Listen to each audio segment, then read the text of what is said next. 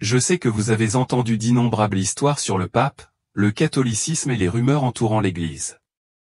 Mais ce que je m'apprête à partager avec vous aujourd'hui ne ressemble à rien de ce que vous avez jamais entendu. Il ne s'agit pas simplement d'une rumeur ou d'une théorie de plus, c'est un choc spirituel, qui se répercutera non seulement sur les catholiques mais sur tous ceux qui croient au nom de Jésus-Christ. L'homme dont vous allez entendre le témoignage était cliniquement mort. Au cours de son expérience, il a vu quelque chose qui a brisé toutes ses croyances sur la vie, la mort et l'éternité. Il a vu un pape non pas dans la gloire, ni assis sur un trône, mais tourmenté en enfer. Ce pape a été contraint de se confesser, de révéler des choses dont la plupart des enfants de Dieu n'ont absolument aucune idée. Ce sont des vérités cachées au sein de l'Église, des vérités qui ont été obscurcies pendant trop longtemps. Si vous êtes catholique, ne vous mettez pas rapidement en colère. Si vous êtes croyant, ne vous détournez pas. Vous avez besoin d'entendre la vérité qui a maintenant été révélée, car elle est bien plus importante que nous ne pourrions jamais l'imaginer. Quelles sont ces vérités?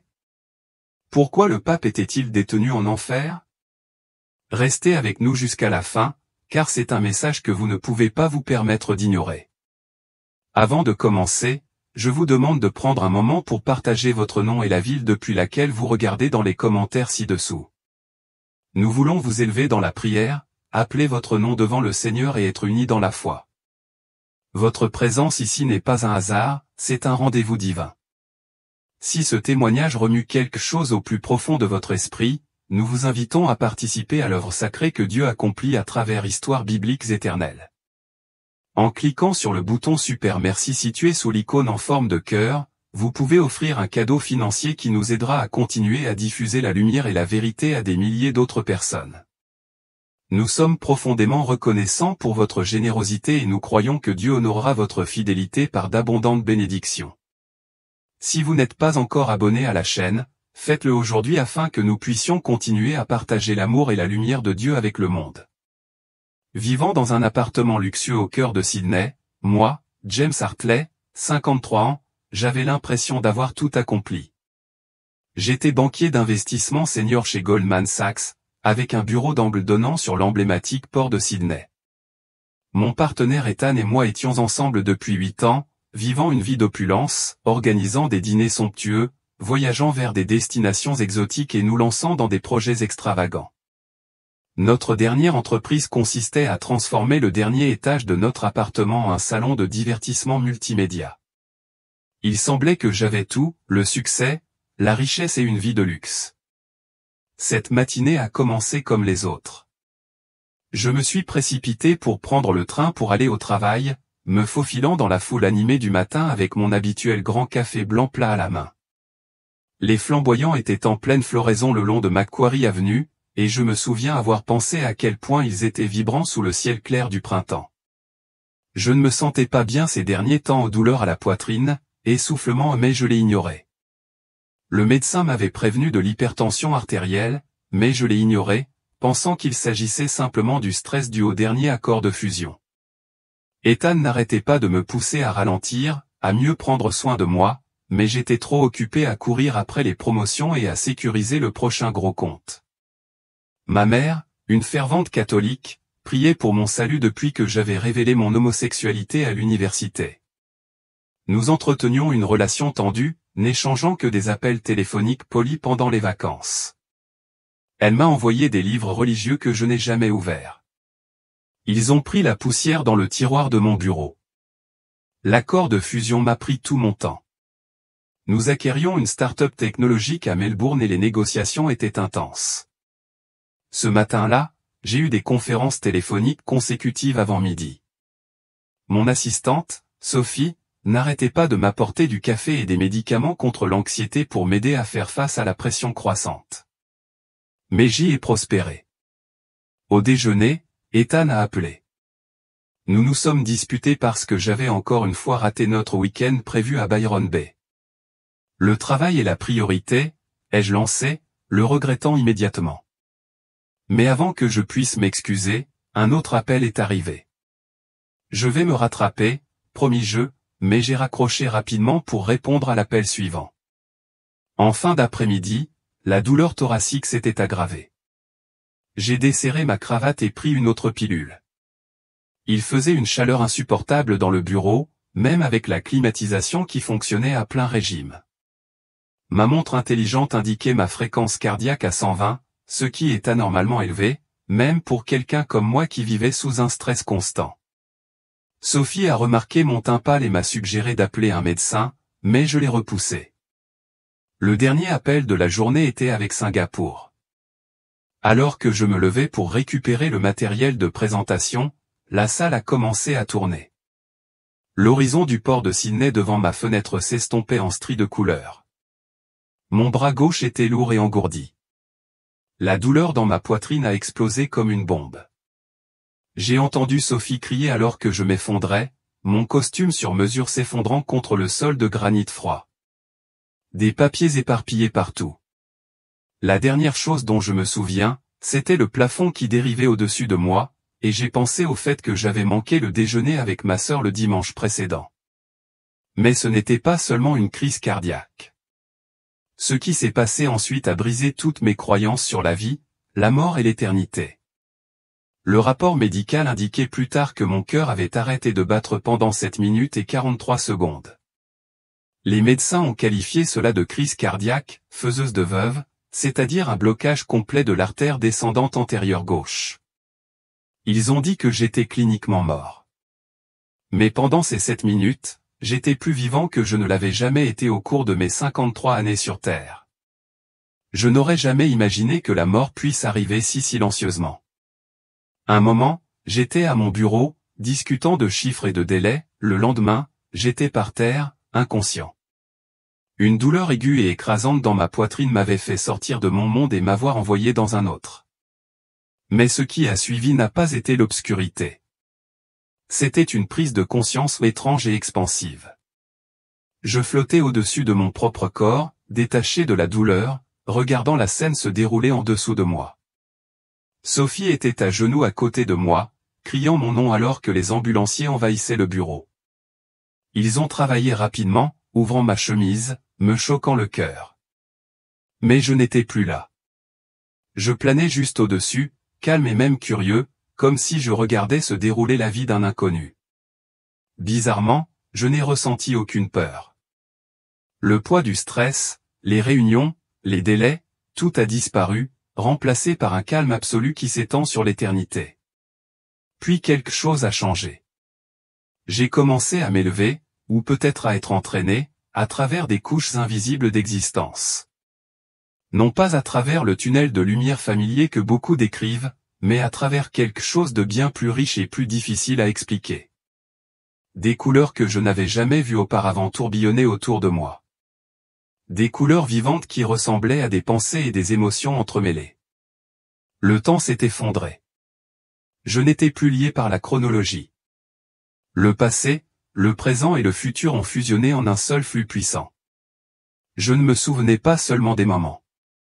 Je les ai revécus simultanément, non seulement de mon point de vue mais aussi du regard de ceux qui m'entouraient. J'ai ressenti le chagrin de ma mère lorsque je lui ai dit que je ne croyais plus en Dieu. J'ai ressenti la solitude d'Ethan lorsque j'ai choisi une autre nuit au bureau plutôt qu'un dîner avec lui. J'ai ressenti le désespoir silencieux des collègues que j'ignorais, la douleur des stagiaires que j'avais licenciés. Mais j'ai aussi eu un aperçu de la grâce, des moments que j'avais oubliés depuis longtemps. Je me suis souvenu de la nuit froide à Sydney où j'ai donné mon manteau à un sans-abri et je suis resté avec lui jusqu'à ce que les secours arrivent. La fois où j'ai défendu un collègue qui était rabaissé, même si cela me mettait en désaccord avec mon patron.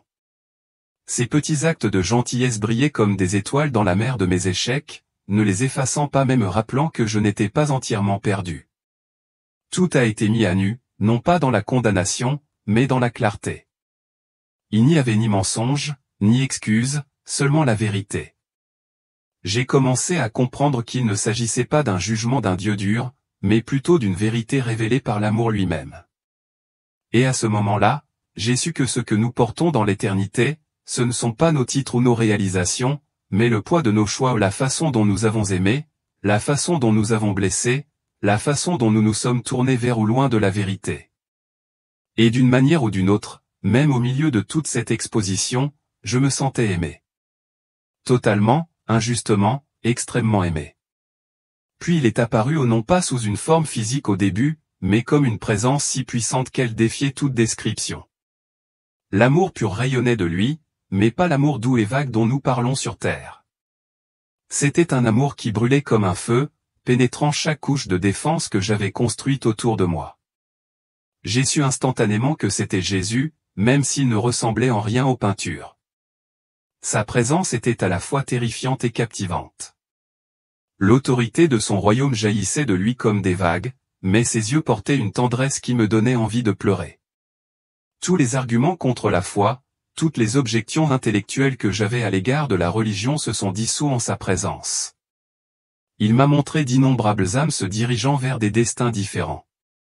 J'ai vu des gens que je connaissais qui étaient décédés, certains se dirigeant vers une gloire indescriptible, tandis que d'autres étaient confrontés à des ténèbres plus terrifiantes que n'importe quel cauchemar. J'ai reconnu des visages, des amis de la communauté gay décédés, désormais piégés dans cette terrible obscurité. C'est la conséquence du libre arbitre, a-t-il expliqué, même s'il n'a pas utilisé de mots. Chaque âme choisit son chemin. J'ai compris qu'il ne s'agissait pas de punition, mais d'harmonie avec la réalité suprême. Tout comme un arbre ne peut prospérer sans la lumière du soleil, l'âme ne peut pas prospérer lorsqu'elle choisit de se séparer de son Créateur.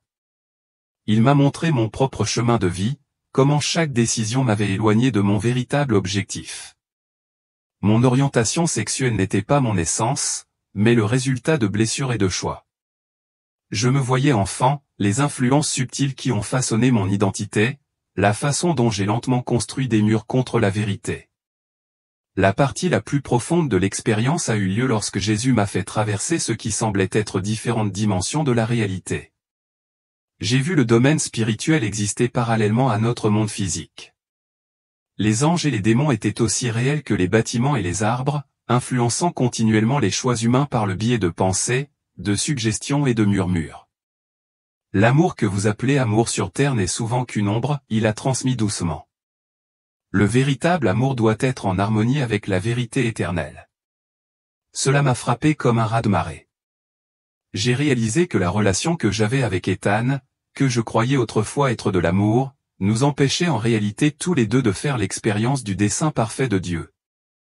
En sa présence, on m'a montré le mariage tel qu'il était censé être, une union sacrée entre un homme et une femme, conçue pour refléter une réalité spirituelle plus profonde. J'ai vu comment l'ennemi avait subtilement déformé ce dessein, conduisant beaucoup de gens, moi y compris, sur des chemins qui semblaient justes mais qui conduisaient finalement à la mort spirituelle. Mais la révélation la plus choquante a été de voir à quel point ma vie avait influencé les autres. Sans le savoir, j'étais devenu un modèle pour les jeunes qui m'admiraient en tant que professionnel gay à succès, sans comprendre que mon exemple les encourageait à adopter un style de vie qui les éloignait davantage de Dieu. L'effet d'entraînement de mes choix s'est étendu bien au-delà de ma propre vie, atteignant des endroits que je n'avais jamais imaginés. Mais il ne s'agissait pas ici de condamnation, chaque révélation était enveloppée d'un amour féroce et inflexible. Je me suis senti plus accepté et valorisé à ce moment-là que dans n'importe quelle relation terrestre. C'était l'amour que j'avais recherché au mauvais endroit. En présence de Jésus, une lumière chaude enveloppait mon âme, apaisante mais perçante. Ses yeux, comme des flammes éternelles, voyaient tous les recoins de mon cœur. Il n'y a pas eu de jugement, seulement un amour brûlant et du chagrin. Jacques, il parlait sans mots, son regard rempli à la fois de compassion et de chagrin. Je veux que vous compreniez pourquoi le chemin que vous avez choisi, et ceux qui le suivent, s'éloignent de mon dessein pour l'humanité. Soudain, j'ai été transporté dans ce qui semblait être des couches de temps et d'espace, et j'ai vu les civilisations anciennes, non pas comme des fables ou des mythes, mais comme des réalités vivantes. J'ai vu Sodome et Gomorrhe. Les rues animées, remplies d'indulgence et de fierté, avec le plaisir pour Dieu. Les relations ont défié le dessein de Dieu et les gens les ont célébrées comme une liberté. Mais sous la joie, j'ai vu des cœurs creux, douloureux et vides. Puis vint leur chute. Le feu pleuvait du ciel, mais ce qui m'a le plus frappé, ce n'est pas la destruction. C'était le désespoir dans leurs yeux. Ils ont réalisé trop tard qu'ils avaient rejeté l'amour de Dieu et choisi de se séparer de lui. Ils n'ont pas été punis par moi, Jésus expliqua doucement. Ils ont choisi de s'éloigner de la vérité que j'avais créée pour eux. À ce moment-là, j'ai vu ma vie plus clairement que jamais. Ma fierté d'être gay, ma longue relation avec Ethan, l'admiration que je recevais de la communauté LGBTQ+, tout cela n'avait été qu'une illusion de liberté. Comme les rues de Sodome, j'avais construit une fausse identité, brouillant les limites de qui j'étais vraiment en Christ. Jésus m'a montré que l'amour entre personnes de même sexe, même s'il semble réel, va à l'encontre du modèle divin du mariage. Un homme, une femme, il a dit, un reflet de mon unité avec la création. Le véritable amour s'aligne sur la vérité éternelle. Tout ce qui est contraire au dessein de Dieu laisse l'âme vide, a-t-il poursuivi. Puis il m'a emmené à Sydney d'aujourd'hui au Darlinghurst, The Rock, les défilés arc-en-ciel et les cris de fierté et d'identité. Pourtant, dans ses yeux, j'ai vu autre chose. Des millions de personnes trompées, à la recherche d'un bonheur qui leur échappe toujours. L'arc-en-ciel, autrefois symbole de l'alliance de Dieu avec l'humanité, est désormais devenu un symbole de rébellion. Fierté, Jésus dit, le cœur lourd, est la racine de tous les péchés. C'est l'orgueil qui a fait tomber Lucifer. Il m'a montré les visages de jeunes que j'avais rencontrés dans des clubs ou lors d'événements, ceux qui m'admiraient et me considéraient comme un homosexuel à succès. Mais ma vie, j'ai réalisé, les avait encouragés à adopter une fausse identité, les éloignant de leur véritable objectif en Dieu. Vous les avez égarés, dit-il, non pas avec colère, mais avec la tristesse d'un père qui voit son enfant se diriger vers le danger. Mais vous pouvez toujours les ramener. Jésus a expliqué que le péché n'était pas le sentiment lui-même, c'était choisir de vivre selon des désirs qui s'opposaient au dessein de Dieu au lieu de chercher la guérison en lui. J'ai vu les blessures de mon passé ou les douleurs de l'enfance, les cicatrices émotionnelles que j'avais essayé de combler avec attention et affection. Je ne t'ai pas créé pour vivre dans cet esclavage, dit-il. Je t'ai créé pour refléter mon image, pour aimer et être aimé en vérité. Pour être sûr d'avoir bien compris, il m'a montré d'autres civilisations déchues, pas seulement Sodome, mais des villes oubliées qui avaient été détruites par la même rébellion ou l'adoration de soi et la luxure au lieu du Créateur. Eux aussi proclamaient qu'ils vivaient leur vérité, mais leurs âmes étaient dans le chaos. Ils ne savent pas, dit-il doucement. Mais la vérité les attend toujours, prête à leur retour. Un feu s'est allumé en moi. Je n'ai pas seulement été trompé. J'avais contribué à répandre la tromperie. Mais Jésus ne m'a pas laissé sombrer dans le regret. Le temps presse, James, dit-il avec urgence. Vous pouvez être une lumière. Ramenez à moi ceux qui sont perdus. Ces paroles ont frappé mon âme et j'ai su à ce moment-là que j'avais reçu une mission bien plus grande que toutes les étapes de ma carrière réunies. Ensuite, je me suis retrouvé dans une grande salle d'audience céleste, éclairée non pas par le feu terrestre mais par l'amour divin. Des anges m'entouraient, solennels et vigilants. Ma vie entière a été exposée, ma fierté, mes échecs, même les moments où j'ai blessé Ethan et ma mère.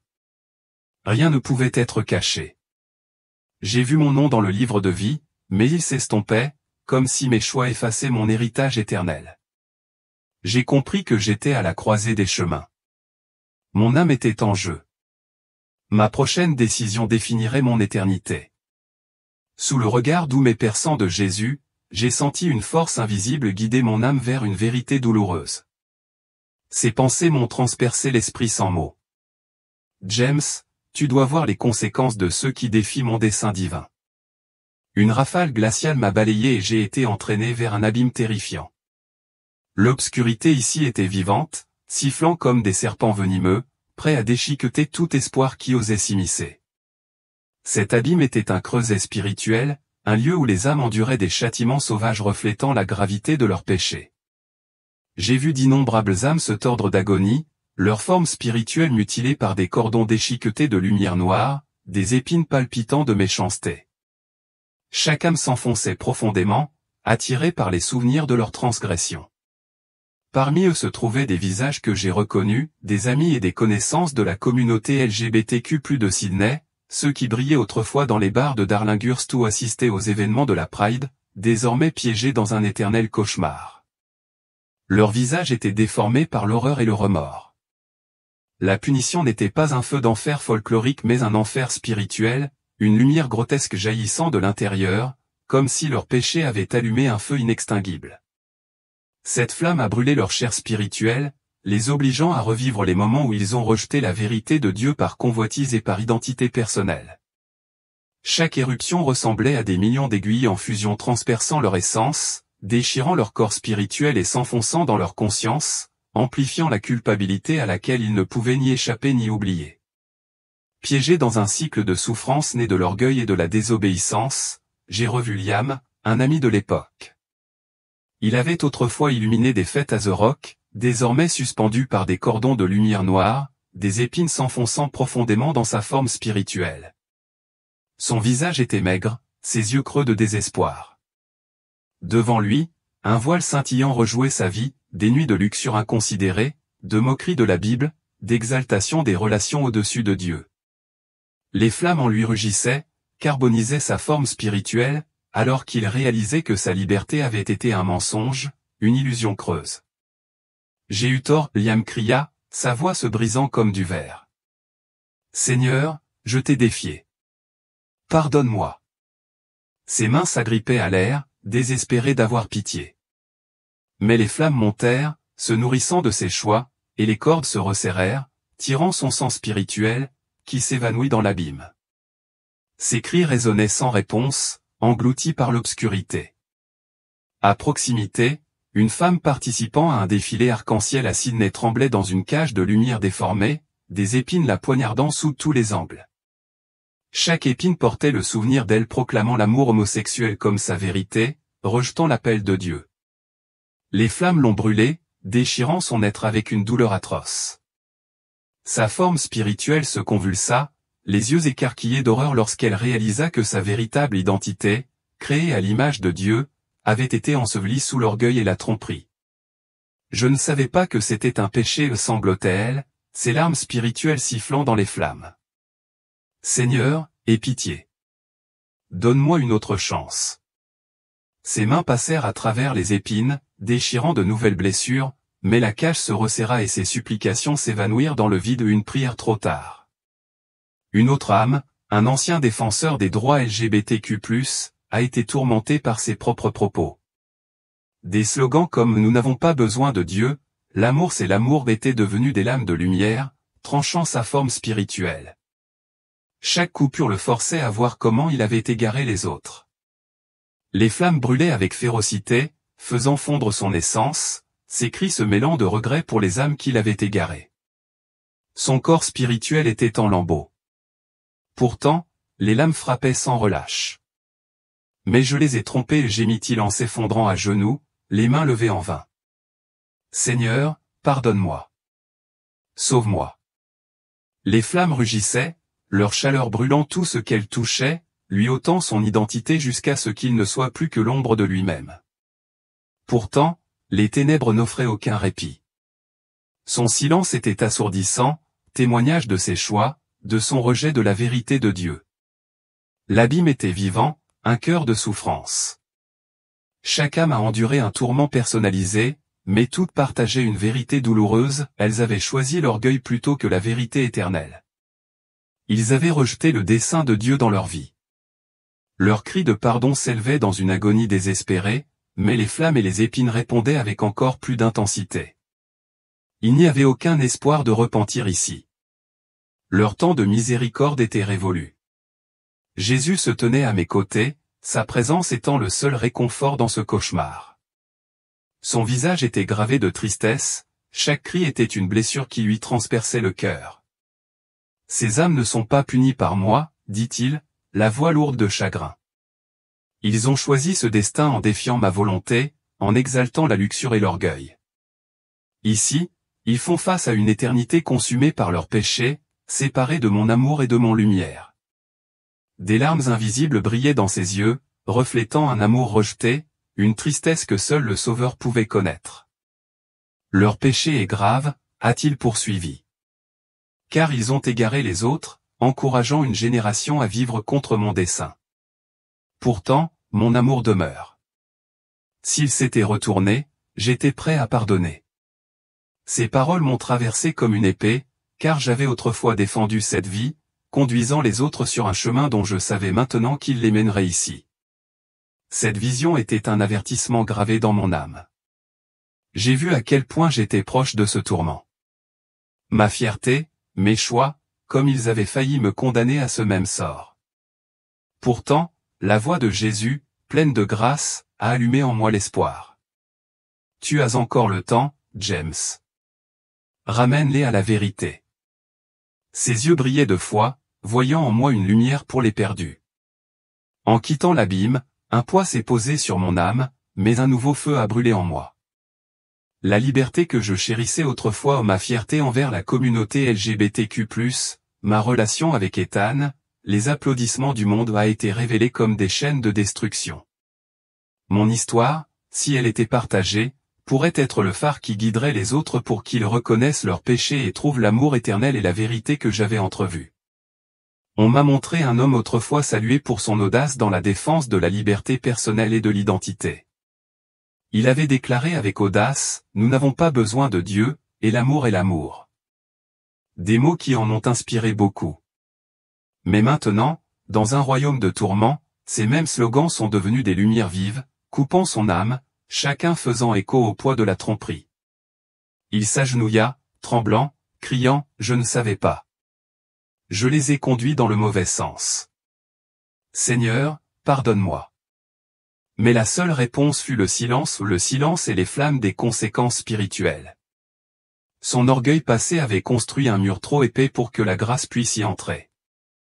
Je comprenais clairement maintenant que ce n'était pas une punition par haine. C'était la fin naturelle du choix de la rébellion plutôt que de la vérité. Le tourment n'était pas dû à l'identité mais à l'idolâtrie, au plaçant les désirs personnels et l'influence au-dessus de la voix de Dieu.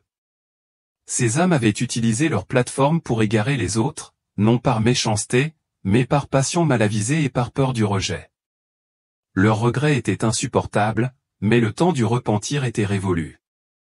Jésus se tenait à côté de moi, non pas en colère, mais profondément triste. Ils ne sont pas là parce que je le voulais, a-t-il déclaré. Ils ont accepté ce qui leur faisait du bien et ont amené les autres à faire de même. Pourtant, même alors, j'étais prêt à pardonner. Je me sentais transpercé par ces paroles, par le silence, par la peur qui m'étreignait.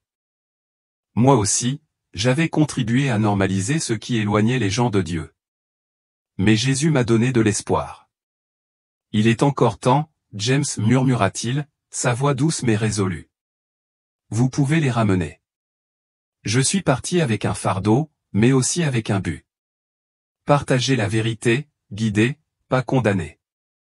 Pour montrer la vraie liberté ou l'abandon à celui qui nous a créés. Et en lui, il y a la vie éternelle. Jésus m'a révélé deux avenirs. Dans le premier, je suis resté sur mon chemin actuel, vieillir avec Ethan, réussir, être admiré par beaucoup. Mais sous la surface, il y avait une obscurité grandissante qui me conduisait vers une séparation éternelle d'avec Dieu. La deuxième voie était radicalement différente. Je me suis détourné de mon ancienne vie, j'ai été confronté au rejet, mais j'ai trouvé une paix au-delà de l'entendement. Grâce à mon témoignage, des vies ont été transformées et beaucoup ont été conduites à Dieu. Le choix vous appartient, m'a dit Jésus, non pas avec des mots, mais directement dans mon esprit. Il m'a montré comment ma décision affecterait d'innombrables autres personnes. Certains trouvent la vérité, d'autres la manquent selon ce que j'ai choisi. J'ai ressenti tout le poids de ce choix, la gravité de ce qui m'attendait. Tout ce que j'avais construit aux carrières, identité, même amour me paraissait désormais si petit à côté de l'éternité. C'était un étrange mélange de libre arbitre total et d'attirance amoureuse vers Jésus. Sa présence était si parfaite, si radieuse, que choisir autre chose semblait impossible. J'ai enfin compris les prières incessantes de ma mère. Elle avait entrevu cette vérité depuis longtemps et avait essayé de m'atteindre avec cet amour que j'appelais autrefois fanatisme. Maintenant, je le voyais comme le reflet de l'amour divin. Je me tenais dans une salle d'audience lumineuse, entouré des prières de nombreuses personnes, dont certaines d'étrangers dont je n'avais jamais connu l'amour et le soutien. Chaque prière était comme un fil de lumière, tissé dans une grande tapisserie d'espoir et de foi. J'ai vu des anges qui m'avaient protégé, alors même que l'ennemi essayait de m'aveugler avec orgueil et faux succès. Jésus m'a montré des moments où j'avais failli le trouver, des conversations, des baptêmes, des livres non lus. J'avais manqué tant d'invitations divines. Mais ensuite, il m'a montré mon vrai moi, la personne que j'étais censé être libre, entière et puissante en Dieu. C'est lui que craignait l'ennemi, a déclaré Jésus. J'ai vu comment mon influence aurait pu servir le royaume de Dieu. Puis il m'a montré mes funérailles, une remplie de louanges vides de sens et une autre remplie d'âmes sauvées grâce à mon histoire. J'ai choisi la seconde. Instantanément, l'amour divin m'a inondé comme une lumière vivante. Jésus a scellé mon cœur. Vous êtes à moi maintenant. L'ennemi n'a plus de pouvoir sur vous. À ce moment-là, Jésus m'a amené dans un royaume au-delà de l'imagination. J'ai été emmené dans un endroit qui ne ressemblait à rien sur terre. Je me tenais dans un champ où l'herbe scintillait comme des brins de lumière vivante, se déplaçant avec une brise qui portait des murmures d'amour divin. Au-dessus, le ciel brillait de couleurs inconnues de la terre, des perles, des saphirs, des rivières d'or qui semblaient chanter d'une joie éternelle. Ceux qui m'entouraient rayonnaient d'une lumière qui n'était pas seulement du bonheur, c'était la plénitude. Ils ont ri, se sont tenus la main et ont reflété une profonde satisfaction dans l'amour de Dieu. Parmi eux se trouvaient ceux qui avaient autrefois adopté de fausses identités, y compris le mode de vie LGBTQ+, mais qui avaient choisi de marcher dans la vérité de Dieu. Leur beauté venait de leur identité restaurée en Christ. Jésus m'a conduit sur des chemins faits de joyaux rayonnants, chacun racontant l'histoire du retour d'une âme à Dieu. C'est la demeure éternelle de ceux qui aiment ma vérité, a-t-il déclaré. J'ai vu des palais non pas faits de briques, mais d'amour, d'obéissance et de foi. Chacun est unique, chacun rayonnant de victoire. Les portes ouvertes sur des salles de banquets de gratitude, des jardins fleuris de prières exaucées et des rivières de lumière qui faisaient taire toute peur. Son amour était partout, pas seulement une émotion, mais une force vivante et éternelle. Ceux qui me choisissent ne manqueront jamais, a dit Jésus. J'ai eu des visions de vie transformées sur terre de personnes qui s'étaient détournées de leur passé et brillaient désormais comme des phares d'espoir, guidant les autres vers la vérité. Dans les salles célestes, les voix se mêlaient aux chants d'adoration en reconnaissant, rachetés et libres. Réunis avec leurs proches, ils se sont embrassés à la lumière des prières exaucées. Dans les vergers de fruits sertis de joyaux, ils dansaient en liberté, sans fardeau pour toujours. C'est leur récompense, a dit Jésus, pour avoir choisi ma vérité plutôt que les mensonges du monde. C'était il y a 3 ans. Les changements intervenus depuis n'ont pas été faciles, mais tous les sacrifices ont valu la peine. Le dire à Ethan a été l'une des conversations les plus difficiles de ma vie. Il pensait que le manque d'oxygène dans mon cerveau avait provoqué des hallucinations. D'autres pensaient qu'il s'agissait d'un syndrome de stress post-traumatique ou d'une réaction aux médicaments reçus à l'hôpital. J'ai démissionné de mon poste chez Goldman Sachs, ce qui a choqué tout le monde. Le salaire énorme, le bureau du coin, plus rien de tout cela ne m'attirait plus. Au lieu de cela, j'ai fondé une organisation à but non lucratif qui aide les gens à se libérer des blessures sexuelles grâce à l'amour de Dieu. Ma mère, Margaret, a pleuré pendant des heures quand je lui racontais tout. J'ai attendu ça pendant 31 ans, a-t-elle dit en me serrant fort dans ses bras. Notre relation va désormais bien au-delà de ce que j'avais imaginé. Elle est devenue ma plus fervente partisane.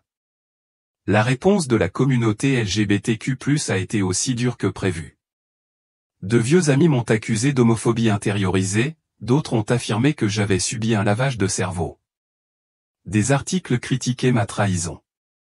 Des lettres de menaces sont arrivées dans ma boîte aux lettres. Mais pour chaque personne qui s'en allait, Dieu a apporté de nouvelles et authentiques amitiés dans ma vie. Ma transformation a attiré l'attention des médias.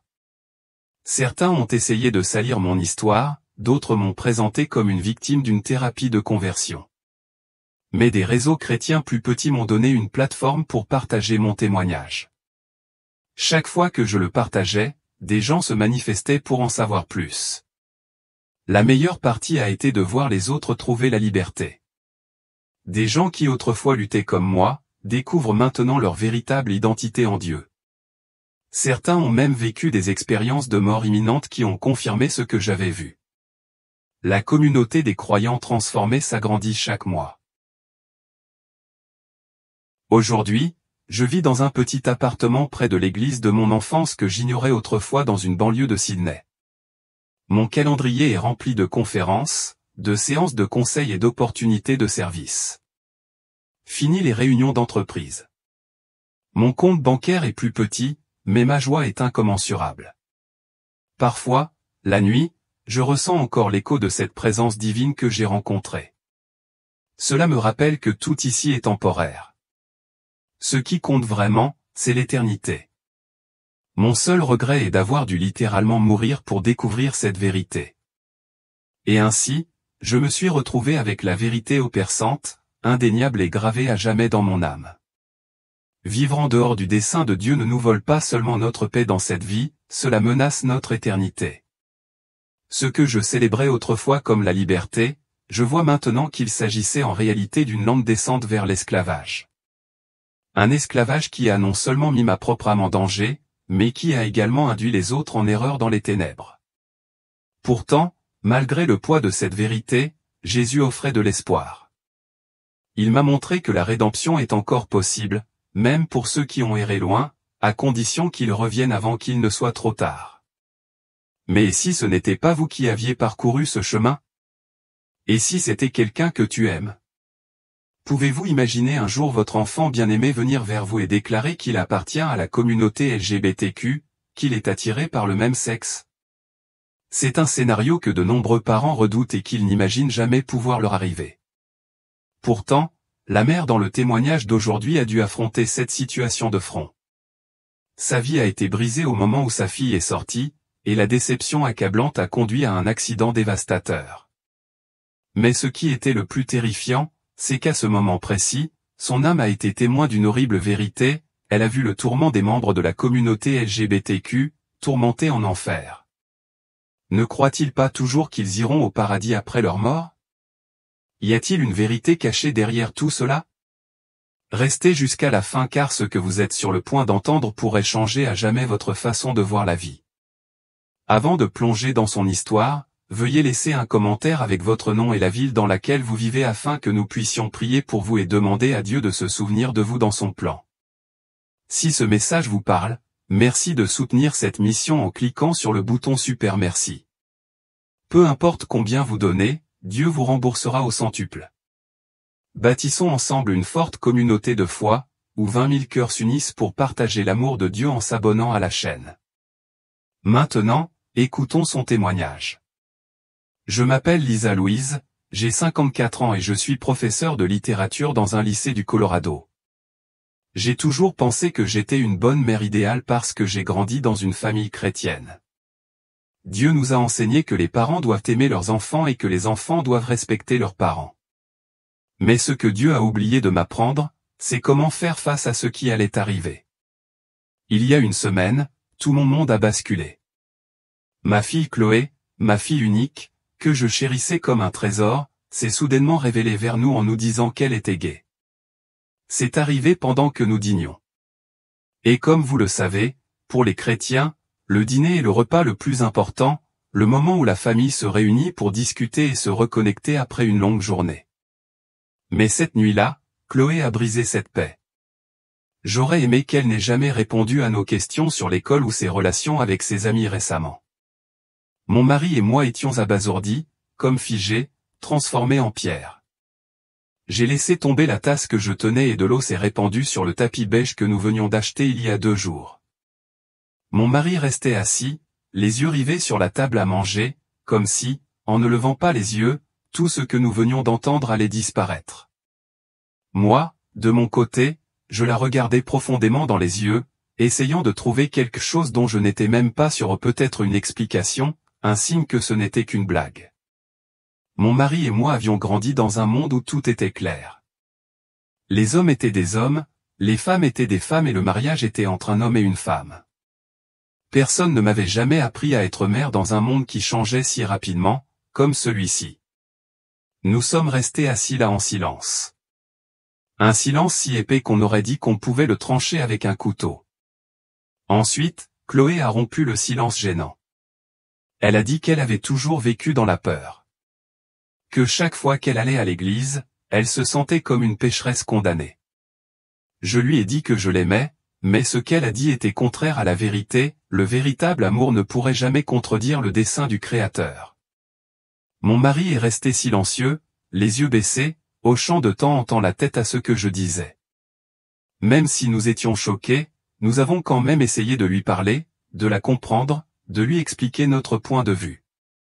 Mais j'ai réalisé qu'au fond, il y avait un abîme entre nous, un abîme qu'aucun pont ne pourrait jamais franchir.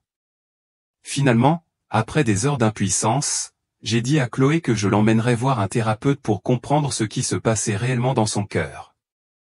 En attendant, je lui ai dit qu'elle serait punie.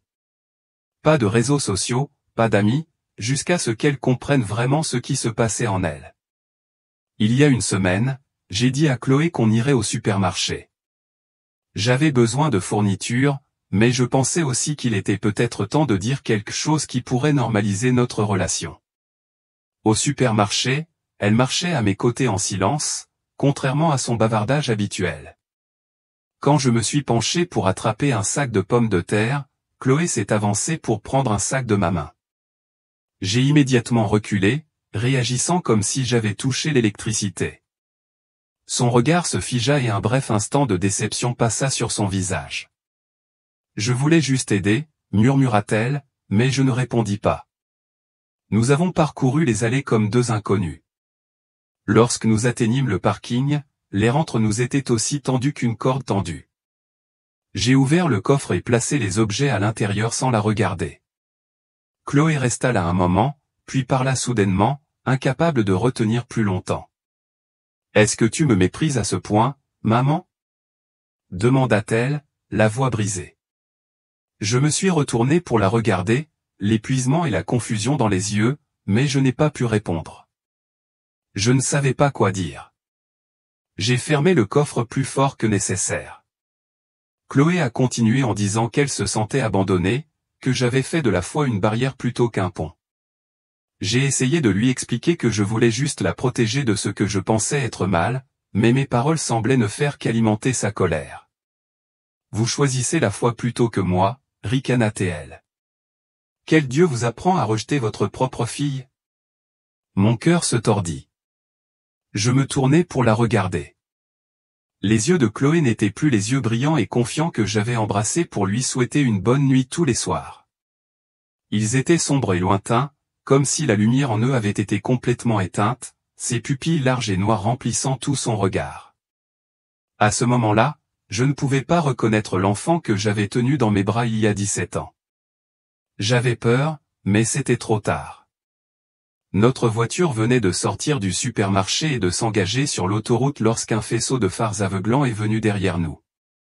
Une camionnette a couru depuis la droite, heurtant le côté où Chloé était assise. La voiture a quitté la route et a filé dans les airs comme un jouet abandonné.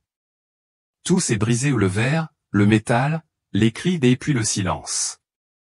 Au moment où l'obscurité m'engloutissait, je ne ressentais qu'une seule chose, sa main n'avait jamais eu l'occasion de tenir la mienne. Quand j'ai rouvert les yeux, j'ai vu la voiture de l'autre côté de la route, froissée, couchée de côté sur l'accotement, ses roues s'arrêtant encore lentement. Les gens couraient vers lui. J'ai entendu des voix s'appeler, le son lointain des sirènes d'ambulance qui approchaient. Mais quand je me suis retourné pour regarder, mon cœur s'est brisé. Le corps de Chloé était affalé, pressé contre la portière de la voiture. Je ne pouvais pas entendre son battement de cœur. Je ne voyais aucun mouvement dans sa poitrine. J'ai couru, désespéré d'avoir de l'aide. J'ai crié pour que quelqu'un vienne, mais personne ne pouvait m'entendre. Pourquoi? Pourquoi personne ne pouvait me voir?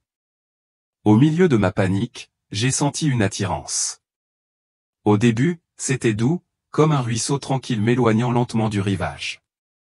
Puis, il est devenu plus fort, s'enfonçant profondément dans les racines même de mon âme. J'étais arraché, même si aucune main ne me touchait. Une partie de moi a résisté, s'accrochant au monde auquel je croyais autrefois. Mais une autre partie de moi ne pouvait que lâcher prise. L'espace autour de moi s'est estompé. La scène du crash ci-dessous s'est estompée comme un souvenir repoussé plus loin. Les sons reculèrent. Les couleurs s'éteignirent comme si quelqu'un dessinait un brouillard blanc sur tout. Puis j'ai dérivé. Je me sentais comme un enfant, porté doucement, enlacé dans les bras d'une mère. Je n'entendais plus mon cœur battre, je ne ressentais plus de douleur ni d'épuisement, mais j'étais conscient de tout, plus profond, plus aigu. Au bout d'un moment, tout s'est arrêté. Je me suis retrouvé dans un vaste espace. Il n'y avait ni couleur claire, ni frontière. Tout était enveloppé d'une douce lumière qui me remplissait de paix. Ce n'était pas aveuglant, mais c'était doux, comme la main de ma mère effleurant mes cheveux pendant un cauchemar. Alors que j'avançais, j'ai vu une lumière brillante devant moi. C'était le plus beau spectacle que j'ai jamais vu. Chaleureux, invitant, et j'ai ressenti un immense sentiment de paix et d'amour me remplir.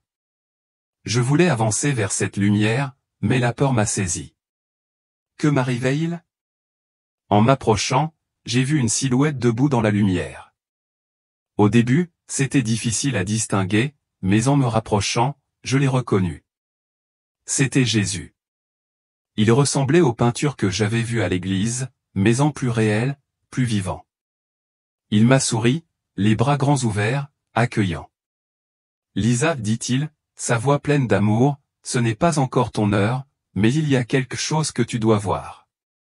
Je voulais parler, poser des questions, mais aucun mot ne venait. Jésus m'a pris la main et soudain, nous avons recommencé à bouger. Nous allions si vite que tout autour de nous devenait flou.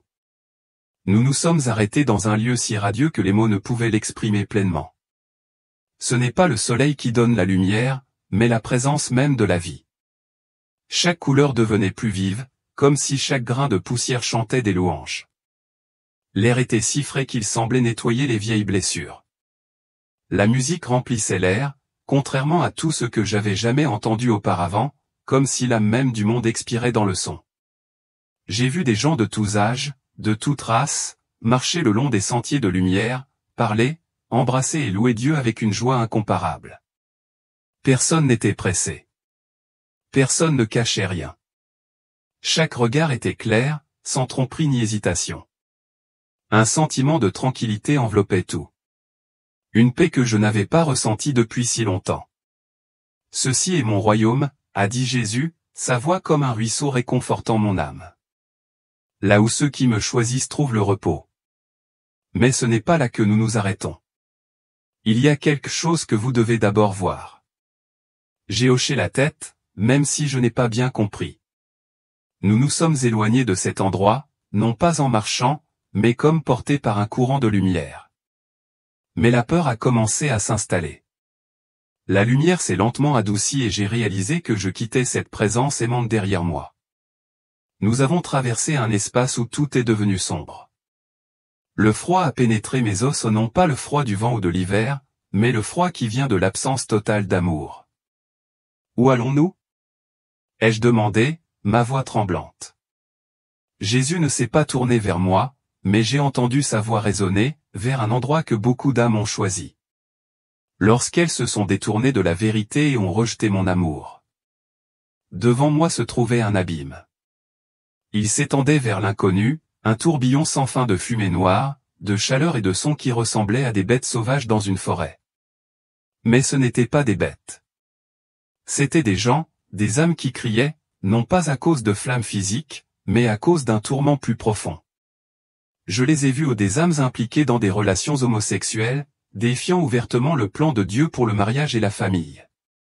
Jésus m'a regardé avec une patience infinie. Lisa, dit-il d'une voix douce mais ferme, le péché ne consiste pas seulement à faire du mal aux autres. Il s'agit d'aller à l'encontre de mon plan parfait pour l'humanité.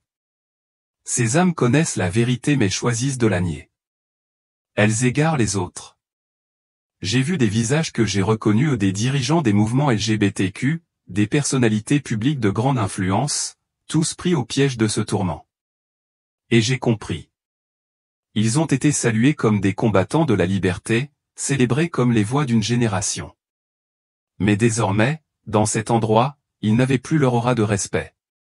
Ils criaient de désespoir, leurs mains essayant désespérément de se couvrir les oreilles, mais les mots mêmes qu'ils avaient prononcés tout au long de leur vie leur résonnaient désormais comme des chaînes, se resserrant autour de leur âme. J'ai murmuré, Seigneur, pourquoi?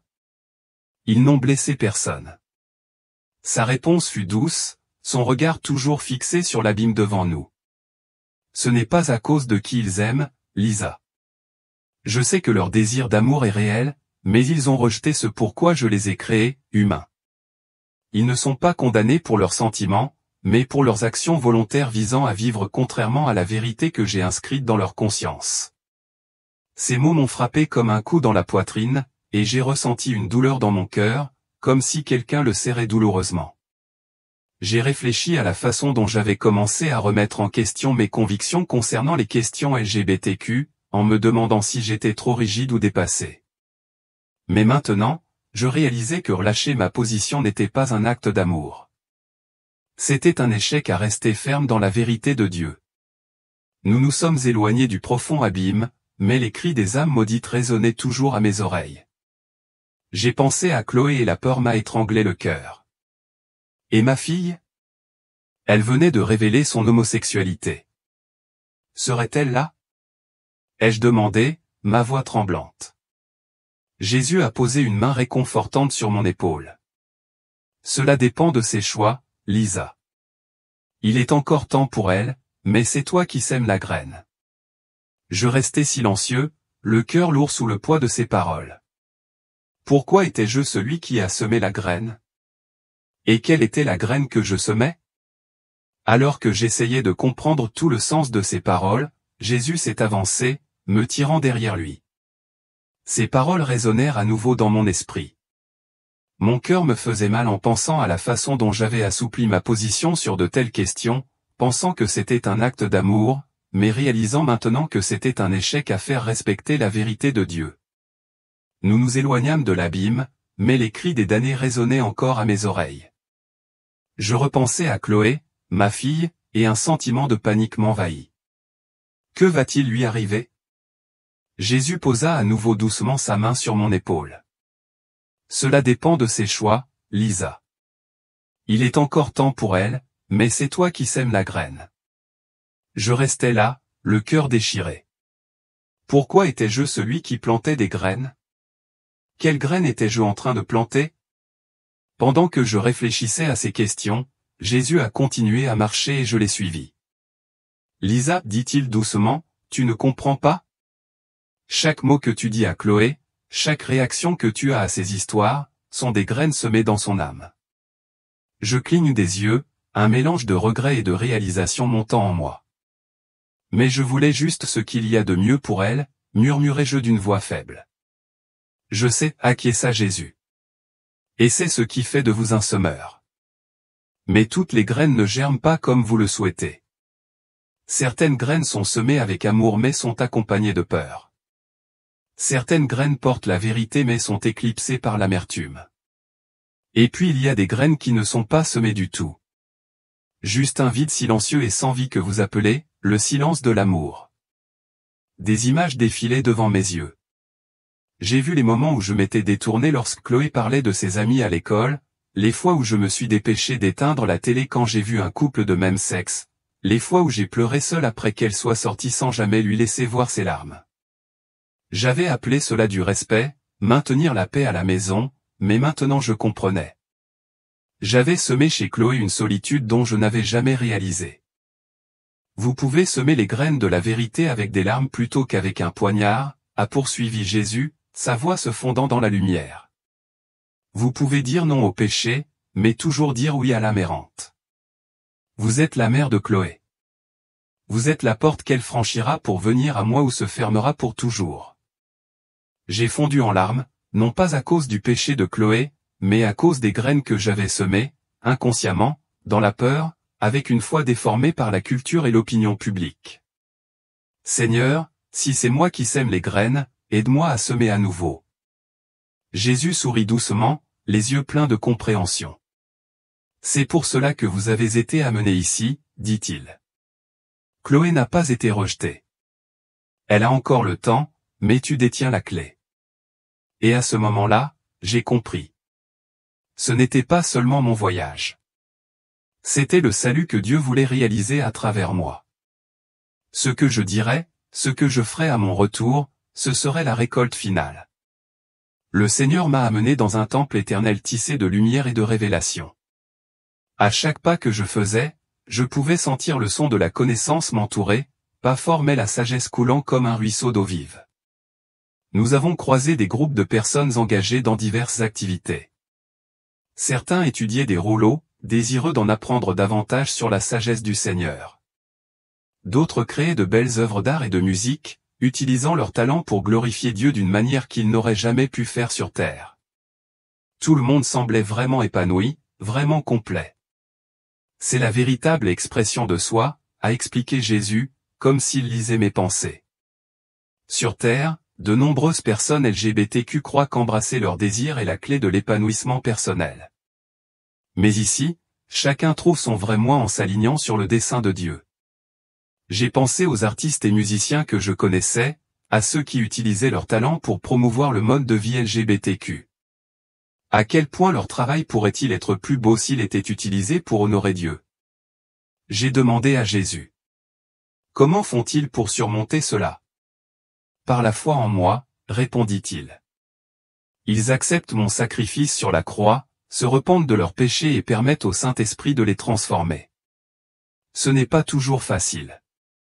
Beaucoup sont ridiculisés et persécutés par le monde, mais ils restent fermes dans la vérité, et maintenant ils ont reçu leur récompense. En poursuivant notre voyage, nous arrivâmes à une vaste bibliothèque. Les étagères semblaient infinies, remplies de livres de toute taille et de toutes couleurs. Quel est cet endroit? J'ai demandé. C'est ici que l'histoire de chaque vie humaine est stockée, répondit Jésus. Chaque choix, chaque action, chaque pensée est enregistrée ici. Jésus m'a conduit au centre de la bibliothèque, où une nouvelle scène est apparue devant nous. Cette fois, les livres n'étaient pas reliés ni sous des formes traditionnelles. Les livres ici étaient des flots de lumière planant dans l'air, chacun contenant l'âme, les choix et le parcours de chaque personne. Il tendit la main et un livre se dirigea vers lui, brillant comme s'il était écrit à la lumière des étoiles. C'est le livre de l'histoire et du destin, a-t-il déclaré. La première page n'est pas la vôtre, Lisa. Elle est destinée à toute l'humanité. Il l'a ouvert et j'ai vu le début. J'ai vu Éden, vierge et pure, Adam et Ève. J'ai vu la distinction claire entre homme et femme et le premier plan de Dieu pour le mariage, un homme, une femme devenant un. La lumière dans leurs yeux ne venait pas de l'intellect mais de leur unité avec Dieu. Tout était bon. Tout était en ordre. Mais la page suivante s'assombrit. J'ai vu le serpent, mais cette fois, il ne s'agissait pas seulement de chuchoter à l'oreille d'Ève. Cela murmurait dans l'esprit de milliers de personnes, hommes, femmes et enfants. J'ai vu semer le doute. Des questions se sont posées, et si je n'appartiens pas à ce genre? Et si je suis né mal? Et si je me redéfinissais? Ces questions sont apparues comme de la fumée qui s'est propagée à travers le monde. Toutes les pensées ne viennent pas de l'esprit des humains, murmura Jésus. Certaines idées viennent du royaume des ténèbres. Elles sont prêchées comme liberté, mais ce sont des chaînes. J'ai vu une armée invisible des entités sombres sans yeux, seulement avec des bouches, chuchotant aux oreilles de la jeune génération. Briser les frontières. Le genre est un spectre. L'amour est illimité. Ils n'ont pas crié, ils chuchotaient doucement et avec persistance depuis les écoles, les réseaux sociaux et les programmes de divertissement, plantant leurs idées dans tous les recoins de l'esprit des gens. La page s'est tournée. J'ai vu l'émergence du troisième genre. Au départ, des âmes pleines de blessures, rejetées dès leur plus jeune âge, ne ressentant aucune protection ni affirmation de la part de leur famille. J'ai vu que la confusion ne venait pas de leur nature, mais de blessures jamais cicatrisées. J'ai vu les âmes blessées revêtir par l'ennemi un vêtement de liberté, mais en réalité, c'était une cage dorée. Pourquoi ne le savent-ils pas, murmurai-je. Pourquoi personne ne leur dit qu'il s'agit d'une tromperie spirituelle? Jésus m'a regardé, les yeux remplis de larmes. parce que l'Église est restée silencieuse. Parce que beaucoup de mères comme vous n'ont pas eu le courage de parler. Il est passé à la section de ma vie, au livre de ma vie entrelacé dans le grand récit de la vérité. J'ai vu la nuit où Chloé est sortie, mon silence, ses yeux perdus et la lutte que je cachais derrière un sourire forcé. Les pages suivantes sont ramifiées.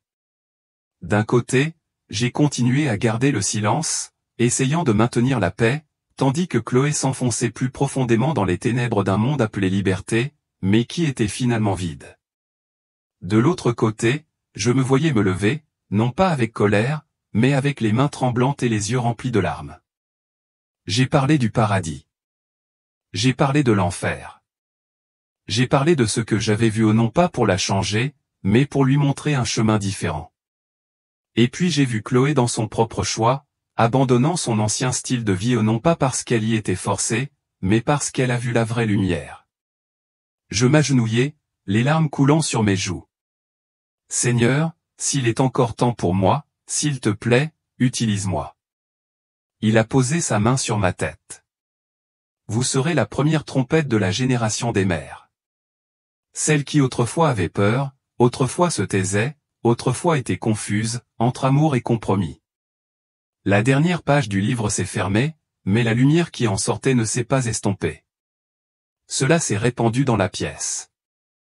Je savais que ce n'était pas seulement mon histoire, mais un avertissement pour une génération. Se tenant au carrefour de la vérité et de l'acceptation aveugle, Jésus m'a regardé longuement et a souri. Il a pris une autre page de son livre et m'a montré un avenir possible. C'est ce qui pourrait arriver, a-t-il déclaré. Si vous revenez et parlez à Chloé avec amour et vérité, en partageant ce que vous avez vu ici, vous pouvez l'aider à revenir sur le bon chemin. J'ai vu une image de Chloé, plus âgée, rayonnante de joie, adorant dans l'église, debout à côté d'un jeune homme, tous deux portant des alliances. Ils avaient l'air si heureux, si paisibles. Cela pourrait être l'avenir de Chloé, a expliqué Jésus, si elle choisit de suivre mon dessein pour sa vie. Mais rappelez-vous, le choix lui appartient. Votre devoir est de dire la vérité avec amour et de prier pour elle. Je savais que mes paroles et mes actions pourraient avoir un impact éternel, non seulement sur Chloé, mais sur tous ceux que je rencontre. Je l'ai regardé dans les yeux, plein d'amour et de défis, et je connaissais ma réponse. Oui, Seigneur, dis-je. S'il vous plaît, aidez-moi à être audacieux et aimant, à dire votre vérité sans compromis, mais aussi sans haine. Jésus a souri et j'ai senti son acceptation m'envahir comme une vague chaude. N'oubliez pas, Lisa, que vous n'êtes pas seule dans cette situation. Mon esprit sera avec vous, vous donnant les mots à dire et la force de les prononcer. Alors que nous atteignions le début du voyage, j'ai ressenti une envie de retourner sur Terre. Je savais que mon séjour dans le domaine spirituel touchait à sa fin. Une partie de moi voulait rester dans cet endroit d'amour et de vérité parfait. Mais j'ai aussi ressenti une nouvelle détermination à revenir et à partager ce que j'avais appris. Il est temps pour vous de revenir, dit Jésus. Rappelez-vous ce que vous avez vu et entendu. Laissez-vous guider dans les jours à venir. Avec ces mots, je me suis senti doucement éloigné de la présence radieuse de Jésus et de la beauté écrasante du ciel. La scène devant moi a commencé à se brouiller et à se dissoudre, remplacée par une obscurité totale. Les sons lointains des voix devinrent plus forts comme s'ils me rappelaient, m'éloignant du royaume divin. Et puis, d'un coup, j'ai ouvert les yeux et je me suis retrouvé dans la chambre d'hôpital. Les bips des machines remplissaient l'espace, durs et mécaniques, et je ressentais une douleur sourde dans tout mon corps à cause des blessures qui avaient marqué mon retour. Mais ce n'était pas seulement la douleur physique que je ressentais. C'était le poids de tout ce dont je venais d'être témoin, les vérités divines, les aperçus de l'éternité, l'amour débordant et les conséquences terrifiantes de s'éloigner du plan de Dieu. Je ne pouvais pas me débarrasser de l'ampleur de ce qui venait de se passer, et cela pesait sur moi comme un lourd fardeau auquel je ne pouvais pas échapper. Lorsque Chloé entra dans la pièce, son expression était prudente, comme si elle anticipait une autre confrontation. Mais cette fois, je pouvais voir dans ses yeux qu'elle n'était pas prête pour le combat. Elle voulait juste la paix, et moi aussi. Alors que je lui prenais la main, j'ai senti une boule se former dans ma gorge et j'ai dû retenir les larmes qui menaçaient de couler. Je dois te dire quelque chose d'important, dis-je, ma voix tremblante mais ferme de détermination. Chloé hésita, se préparant probablement à une autre conversation difficile. Mais cette fois, j'ai parlé avec un amour si profond qu'il résonnait dans chaque mot. J'ai tout partagé avec elle, la beauté du paradis, les horreurs terrifiantes de l'enfer, les conséquences éternelles de vivre en dehors du dessein de Dieu pour le mariage, et comment j'avais tout vu. Je ne lui ai rien reproché. Au lieu de cela, j'ai parlé avec une honnêteté brute et des larmes. J'avais simplement besoin qu'elle entende la vérité. Chloé restait immobile, ses yeux scintillant de confusion et de peur, essayant de comprendre la profondeur de ce que je partageais. « Maman, je ne sais pas quoi faire », murmura-t-elle, la voix tremblante d'incertitude. Je serrai sa main un peu plus fort, lui offrant le confort de mon contact. « Je ne te demande pas de changer tout de suite, la rassurai-je doucement. Je te demande juste d'y réfléchir. Il existe un autre moyen, mon amour. Je sais qu'il existe. » Elle hocha lentement la tête, les yeux toujours remplis de doute, mais il y avait quelque chose là-dedans, quelque chose de petit, de fragile, mais de réel. C'était un début auquel je pouvais m'accrocher, un début qui pouvait nous conduire vers l'espoir et la guérison. À partir de ce moment, j'ai commencé à partager mon expérience avec d'autres, ma famille, mes amis et même ma communauté confessionnelle. Tout le monde ne l'a pas accepté. Certains ont critiqué, d'autres se sont détournés, mais je n'ai jamais arrêté.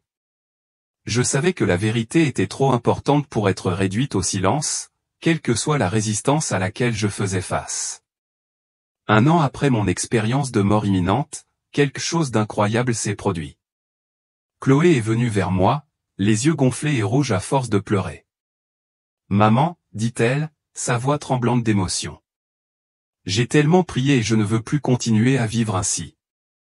Je ne sais pas ce que l'avenir me réserve, mais je veux suivre Jésus. » À ce moment-là, je l'ai serré contre moi, mes larmes coulant librement, non pas de tristesse, mais de joie et d'immense gratitude. C'était la réponse à mes prières, le moment que j'avais espéré.